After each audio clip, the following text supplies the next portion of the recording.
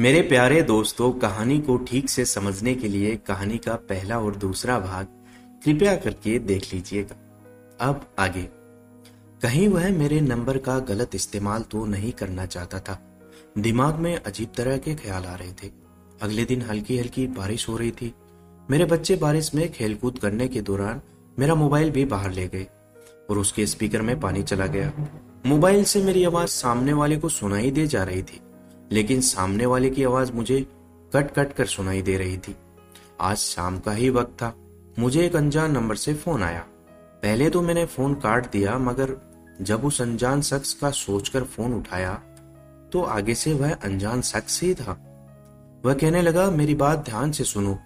मैं तो सिर्फ इतना ही सुन पाई थी कि उसके बाद आवाज इस कदर कट कट कर आ रही थी कि मुझे कुछ भी समझ नहीं आ रहा था।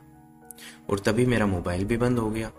न जाने वह अनजान शख्स मुझसे क्या बात करना चाहता था, लेकिन अब तो मेरा मोबाइल ही बंद हो गया था।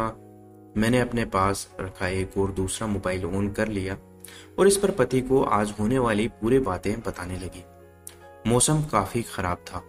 बच्चे तो बाहर खेल खेल कर जुकाम कर बैठे थे। मैंने सबको दवा दी और सुलाने के लिए लेटा दिया, मगर तभी तेज मूसलाधार बारिश शुरू हो गई और तभी दरवाजे पर किसी की आवाज आई। उसी वक्त मेरे पति का फोन भी आया।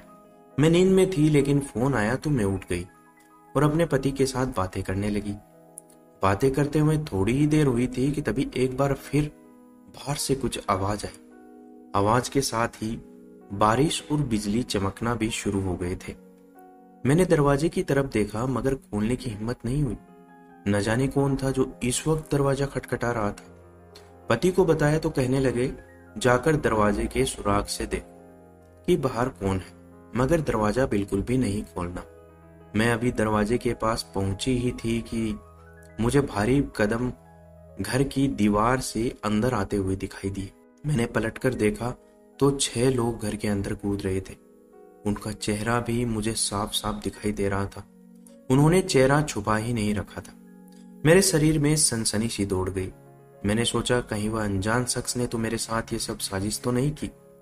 इस घर में तो मैं रहती भी अकेली थी और मेरे मासूम बच्चे थे। मैं बस ये सोच ही रही थी कि तभी दरवाजे पर एक बार फिर आवाज आई। दरवाजे से आवाज आना था और उधर वो 6 लोगों को जो पिछली दीवार से कूदकर अंदर आए थे गेट की तरफ देखने लगे।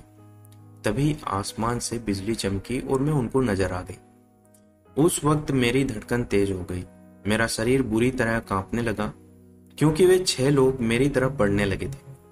तभी दरवाजे से एक आवाज आई, बहन जल्दी दरवाजा खोलिए, हम तुमको इनसे बचा लेगा। मैंने हड़बड़ा कर फौरन दरवाजा खोला और सामने वही अनजान शख्स खड़ा था। वो भाग कर अंदर आया। उसके साथ कुछ और भी लोग थे और उस अनजान शख्स और उसके कुछ आदमियों ने उनको काफी पीटा। उसी वक्त पुलिस भी आ गई थी और उन चारों को पकड़कर ले गई। मैं तो रोती हुई बच्चों को सीने से लगाई सारे मंजर को समझने की कोशिश करने लगी। सब कुछ हुआ ही बहुत तेजी से था। तभी वो अनजान शख्स मेरे पास आया और कहने लगा, मैंने तुमको शाम में फोन किया था ये बताने के लिए कि तुम्हारे घर में आज कुछ वारदात होने वाली है, मगर तुम तो मेरी बात सुनती ही नहीं हो। मैंने अपने मोबाइल की खराबी उस अनजान शख्स को बता दी। खैर, वो अनजान शख्स एक ड्राइवर था और खुफिया जासूस बनकर पुलिस के लिए काम करता था।